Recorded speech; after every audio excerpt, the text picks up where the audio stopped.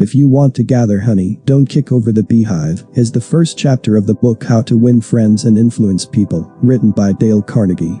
While reading this chapter, one discovered 7 things that would happen if you stop criticizing people.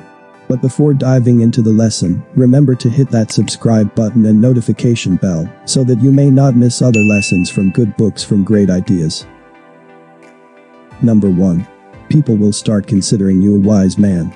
When you stop criticizing others, it is an indication that you start to realize that God didn't distribute evenly the gift of intelligence, therefore, the way one person thinks differs from the other. Instead of condemning people, you'll try to understand them. You'll try to figure out why they do what they do. That's a lot more profitable and intriguing than criticism, and it breeds sympathy, tolerance and kindness. That is what we call wisdom in dealing with people. Number 2. It will be easier for you to win people's hearts. Criticism is futile because it puts a person on the defensive and usually makes him strive to justify himself. The act of self-justification creates strong walls between the two of you, therefore no matter how right you may be, you may never convince the person you criticized. Criticism is dangerous because it wounds a person's precious pride, hurts his sense of importance, and arouses resentment. This is the reason criticism promotes only hostility, not unity. Number 3. If you want to be a good teacher or a good parent, stop criticism. B.F. Skinner, the world-famous psychologist, proved through his experiments that an animal rewarded for good behavior will learn much more rapidly and retain what it learns far more effectively than an animal punished for bad behavior. Later studies have shown that the same applies to humans. By criticizing, we do not make lasting changes and often incur resentment. Number 4. Stop criticism to boost your subordinates' productivity and commitment.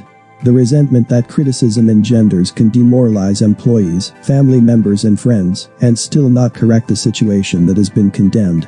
Sometimes things may seem to change in your presence, but in your absence, things get back as bad as before. Number 5. Stop criticism to preserve your self-respect. Anger and resentment aroused by criticism may lead to fights.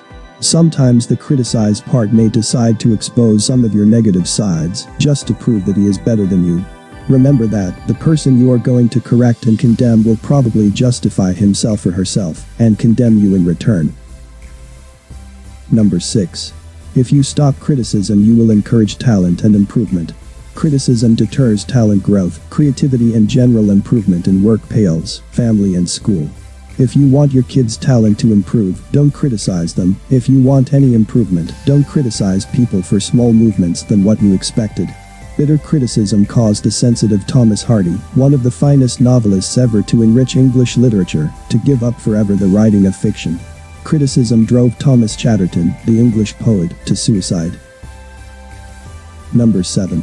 Stop criticizing others to leave a living memory in their life. One of the biggest successful secrets Abraham Lincoln had on how to deal with people was to avoid criticism. He would often say that don't criticize them, they are just what we would be under similar circumstances. Do you know why people will remember you if you stop criticism? It's because before criticizing them you try to understand their situation and their struggles, then you'd know how to help them solve their real problem. Let me tell you this as I conclude. This book doesn't teach you to be silent and act blindly when you see mistakes. Mistakes should be corrected, but be wise enough to correct people without hurting their sense of importance. Have you learned something in this video? Give it a like so that I may know. Write in the comment below, what are other lessons you learned from this chapter as you were reading the book? Finally, I would like to remind you to hit that subscribe button and notification bell, so that you may not miss other lessons from good books from great ideas. Great ideas, we talk about ideas.